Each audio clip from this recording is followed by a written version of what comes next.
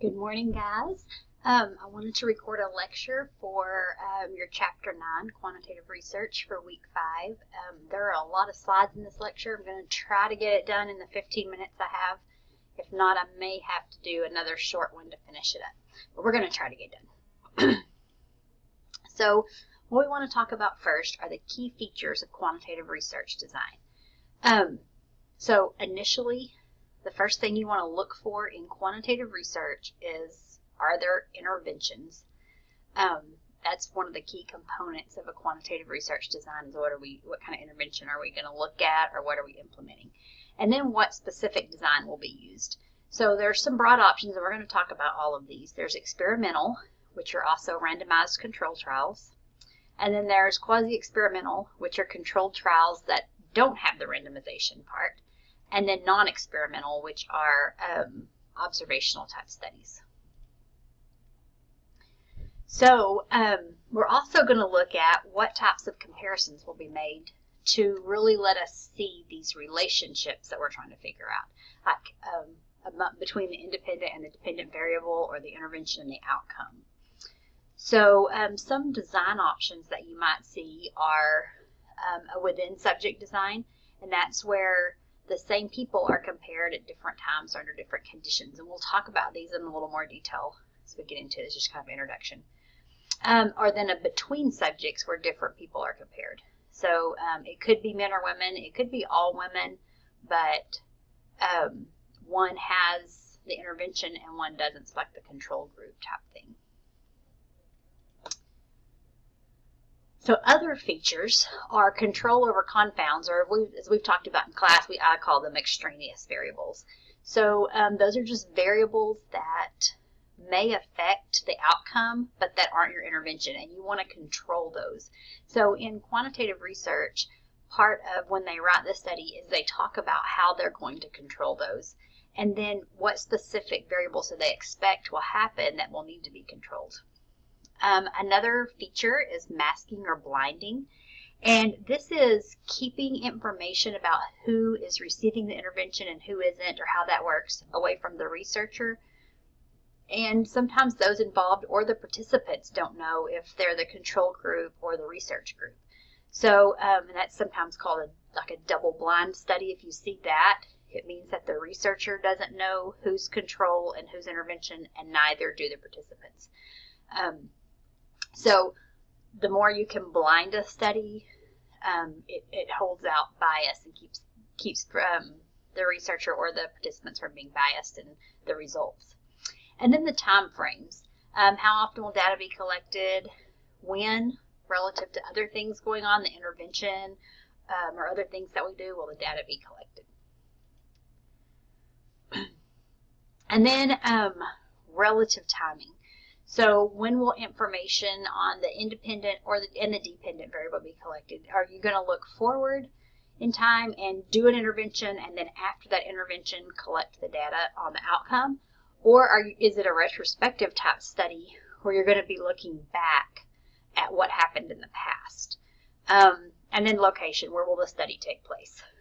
Which is also important in controlling those variables and those kind of things. So those are kind of the key features. Now, most quantitative research is focused on cause and effect. And like I said, for those of you who have actual class with me, we've talked about this a lot when we're looking at our PICO questions, is how that intervention affects that dependent variable or causes that dependent variable.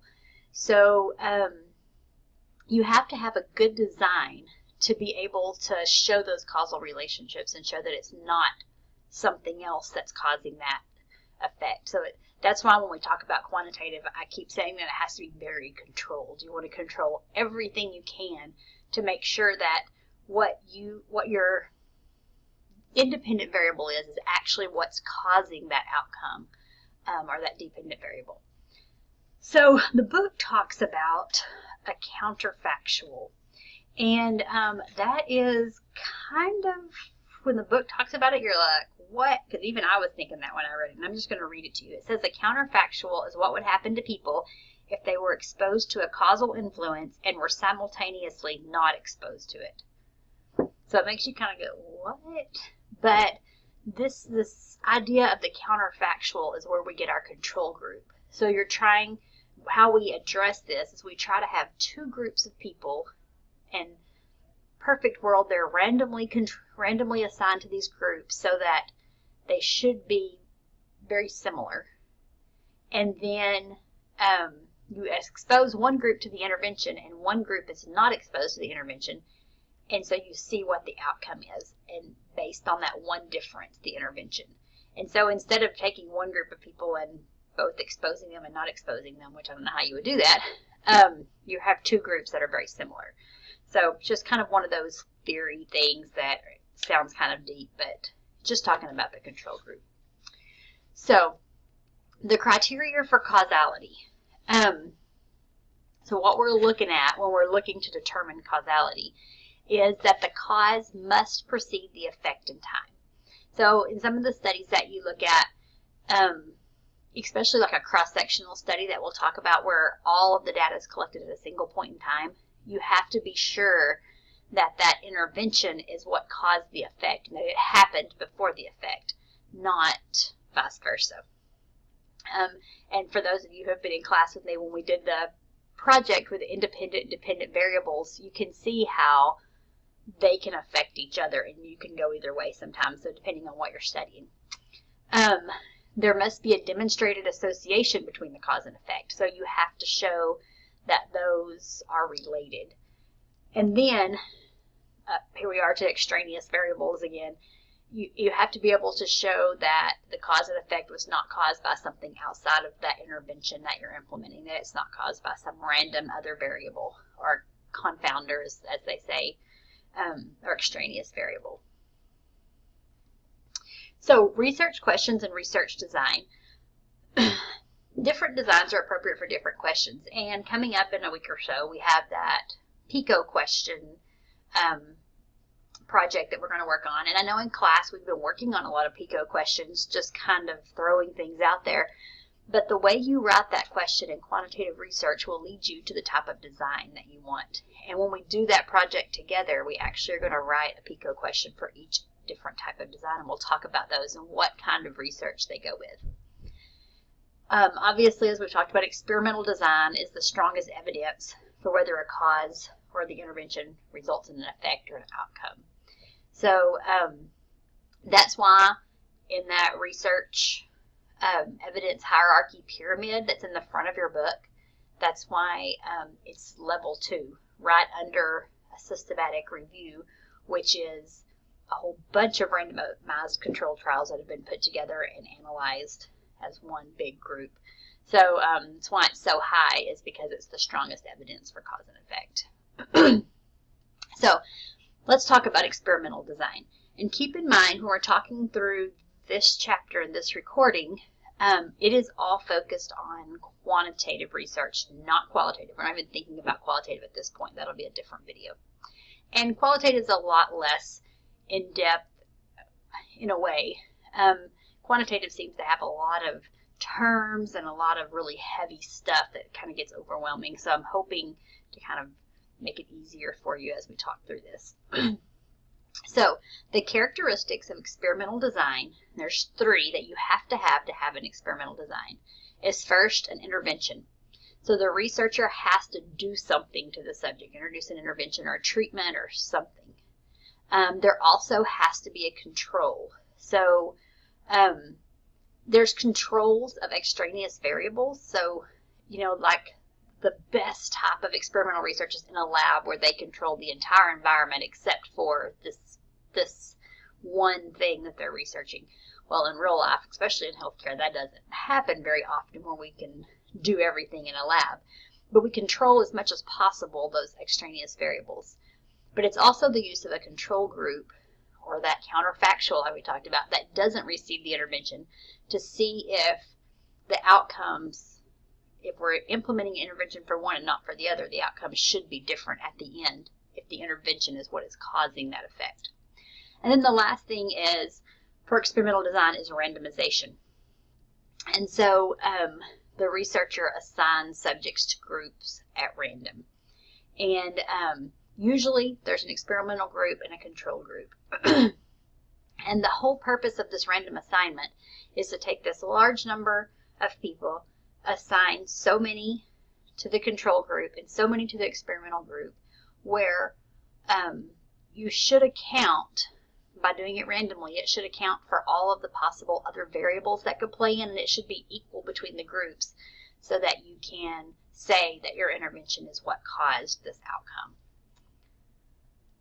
I'm pretty sure at this point I'm not going to get through before 15 minutes, so we'll do a second video after this one's done. All right, so experimental designs. There are 3 different types, and I really want you to understand these symbolic representations here at the bottom. I really do like them. So for a post-test only design, what happens is you have 2 groups that are randomized. This is your experimental group and this is your control group. The experimental group gets the intervention, and then you look at the outcomes of both groups and you compare the 2. And so that's how a post-test only group looks. Now a pre-test post-test design, and this is one that we probably would use a lot in nursing school. I know Ms. Collins here on the Durant campus does a lot with test anxiety and retention and test taking and stress reduction, that kind of thing. So what she might do is assign students into 2 random groups. Then she measures their level of test anxiety for both groups, gives them a survey and determines their level of test anxiety. Then for the experimental group, she does some kind of stress reduction intervention before the next test. And then after that second test, she measures them again and compares.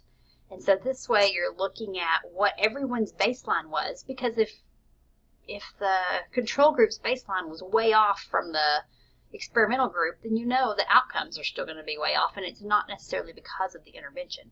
So this is a good way to make sure that you have groups that are similar. Another option is a crossover design. And this one's a little more involved, but you start off with your 2 groups. So this is your experimental group at first, and this is your control group. You measure them.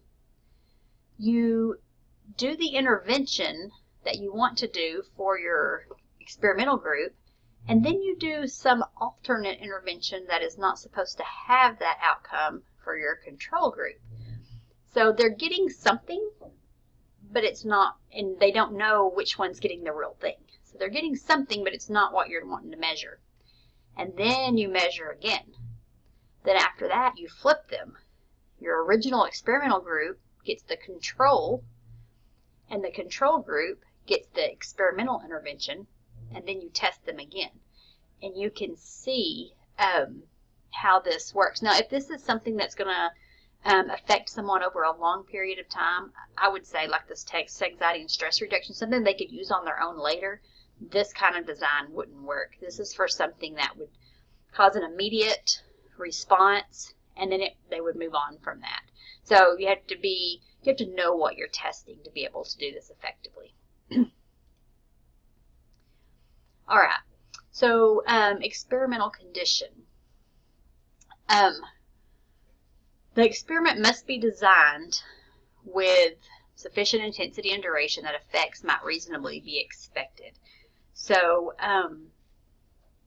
you want to make sure that, again, like I said, you guys aren't going to be designing these, but you need to be able to look at a research article and determine, did they consider all these extraneous variables?